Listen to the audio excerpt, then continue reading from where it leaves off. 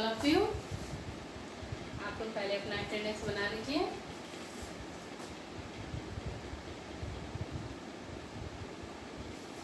शब्द पढ़ाई हो रही थी।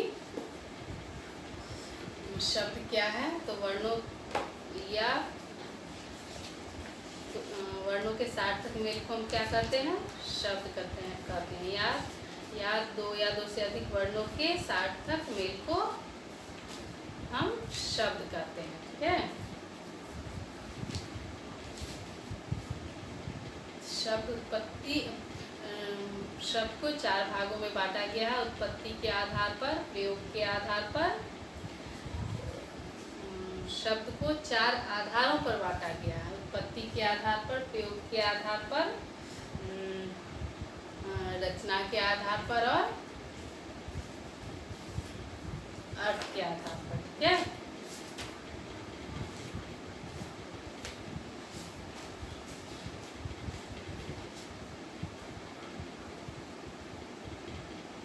तो उत्पत्ति के आधार पर पढ़ाई हो रही थी।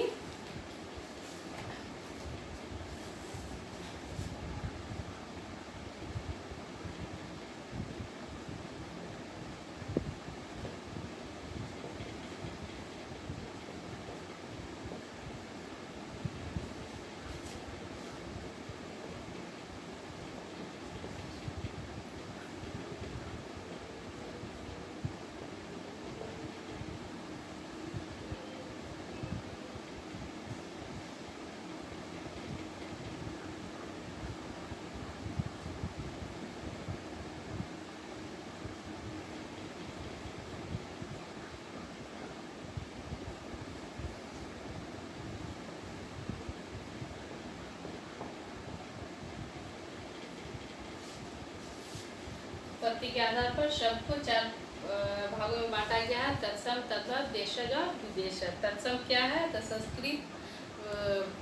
संस्कृत के वे शब्द जिनका बिना रूप बदले, जिसमें बिना परिवर्तन किए उसी शब्द को हम हिंदी में प्रयोग करते हैं, तो उसे हम क्या कहते हैं? तत्सम। जैसे अग्नि हिंदी संस्कृत शब्द है, लेकिन इसका प्रयोग हम संस्कृत में, हिंदी में भी बिना रूप बदल कर करते हैं। जैसे गृह कार्य, तो गृह कार्य, गृह भी संस्कृत शब्द है और कार्य भी संस्कृत शब्द है, लेकिन इसका हम रूप बदले गृह को घर बोला जाता है और कार्य को काम बोला जाता है, लेकिन हम इसका बिना रूप बदले हिंदी में भी गृह बोलते हैं और काम, कार्य को कार्य बोलते हैं। इसका रूप हम नहीं बदलते हैं, फिर भी हिंदी में प्रयोग करते हैं। तो यह क्या हुआ? तत्सम हुआ। तद्भव क्या है?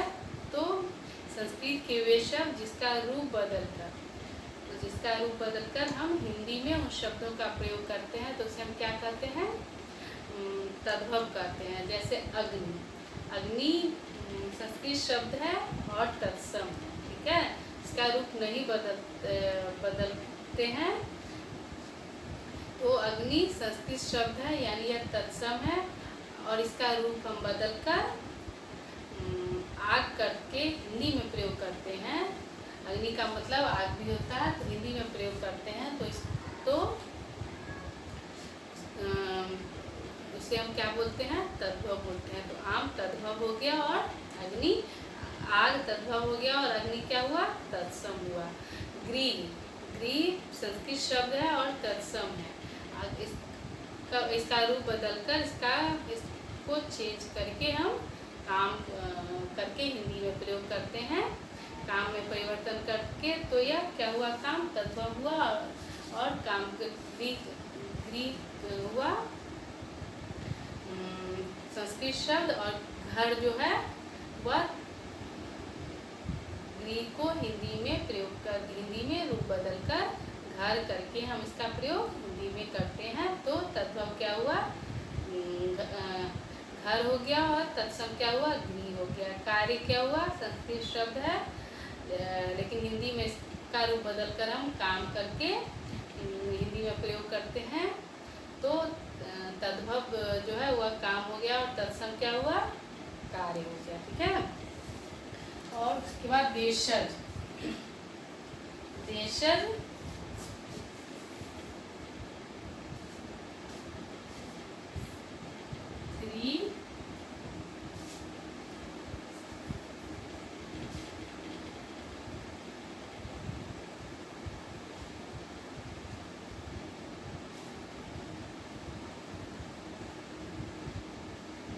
देशज।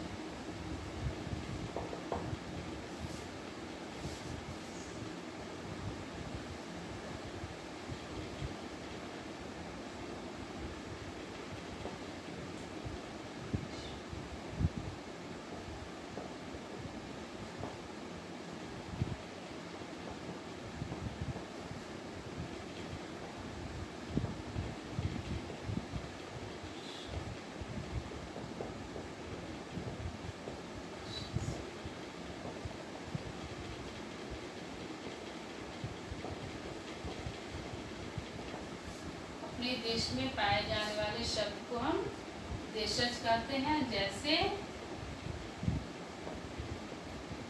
लोटा, पगड़ी, पेड़,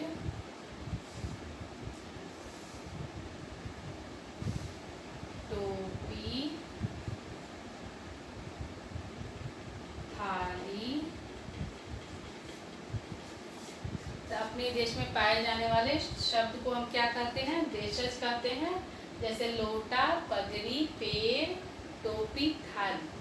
तो लोटा शब्द सिर्फ हम अपने देश में प्रयोग करते हैं, पगड़ी शब्द सिर्फ हम अपने देश में प्रयोग करते हैं, पेड़ सिर्फ अपने देश में इन शब्दों का प्रयोग हम करते हैं, अपने देश में ये शब्द बोलते हैं। टोपी ये अपने देश में बोला जाता है और थाली अपने देश में बोला जाता है। लोटा को विदेशों में या और भाषाओं में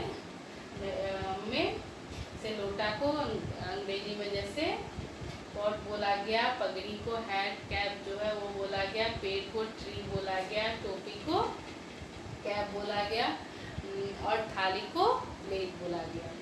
तो लेकिन ये शब्द जो है वह हम अपने देश में प्रयोग करते हैं, इसलिए यह शब्द क्या है? देशज। क्या? विदेशज।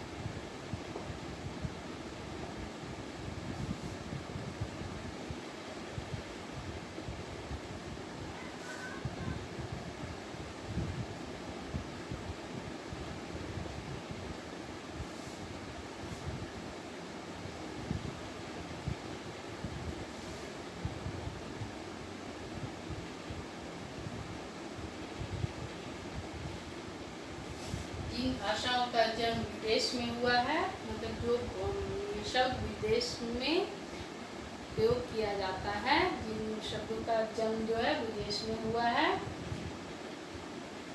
उसे हम विदेशज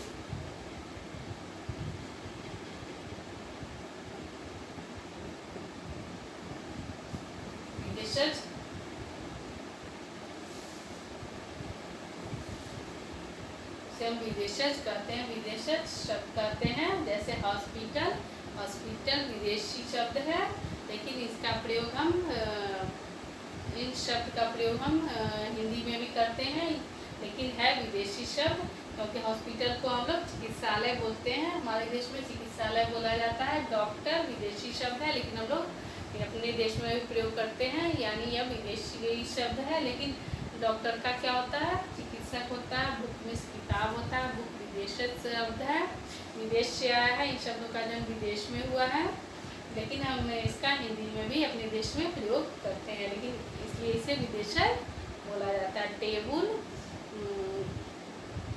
को मेज अपने देश में मेज बोला जाता है। ये विदेशी शब्द है, लेकिन हम इसका प्रयोग हिंदी में भी करते हैं, लेकिन इसका जन्म विदेश में हुआ है, तो यह इसलिए यह विदेशज कहलाता है। ठीक है।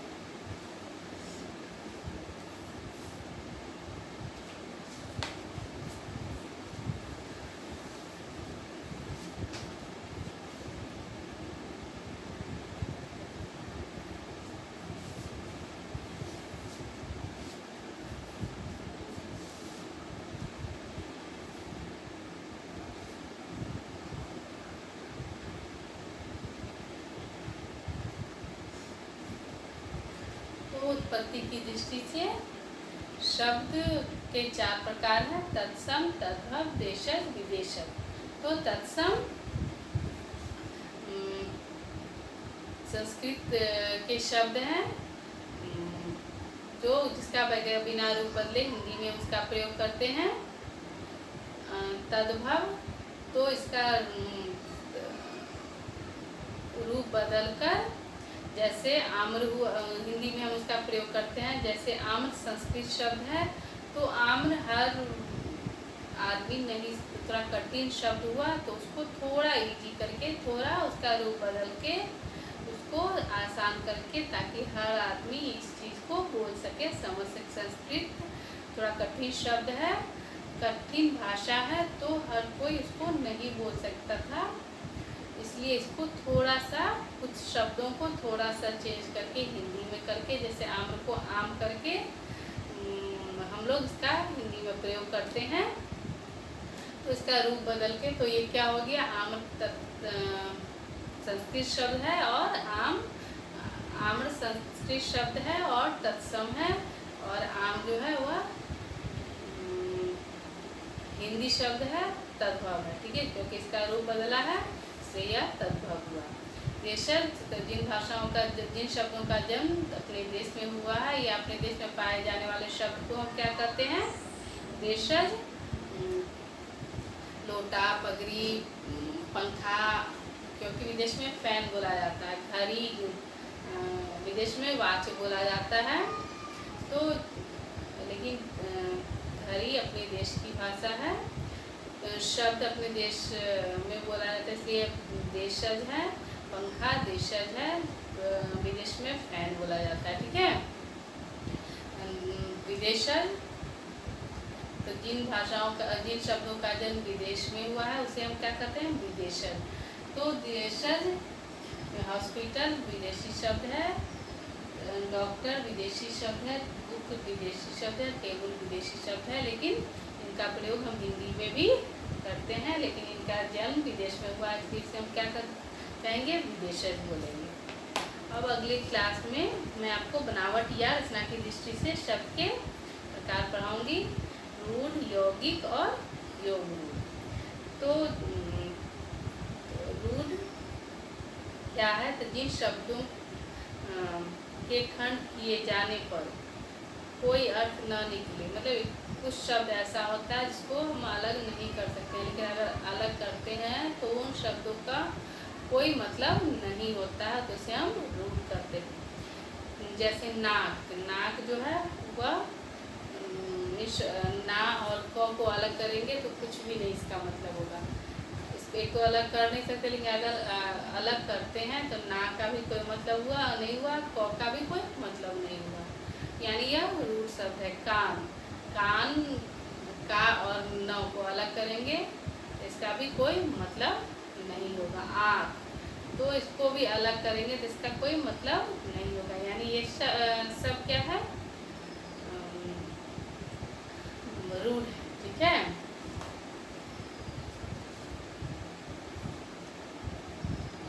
योगी,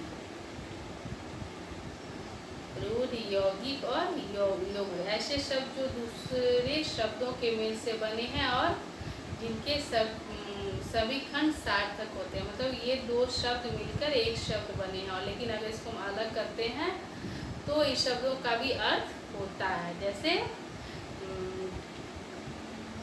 घुड़सवार, तो मैं घुड़ और सवार यानी घुड़ मीन्स घोड़ा और सवार, सवार यानी घोड़ा पर सवार, इन दोनों को अलग करने पे भी दोनों का अर्थ निकला। विद्यासागर,